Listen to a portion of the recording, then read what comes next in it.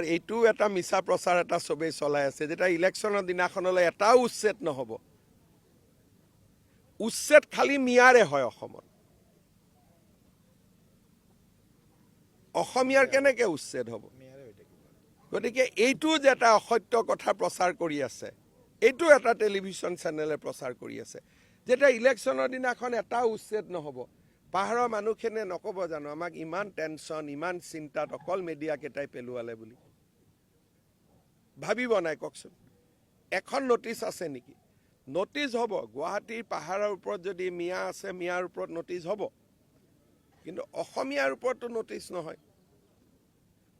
এইটো এটা অসত্য কথা প্ৰচাৰ কৰি আছে কেইদিনমানৰ পৰা মিডিয়াই। আপোনালোকে কৰে, আপোনালোকেই প্ৰশ্ন সোধে। অপপ্ৰচাৰটো মই এটা পাৰ্টিকুলাৰ চেনেলত দেখিছোঁ।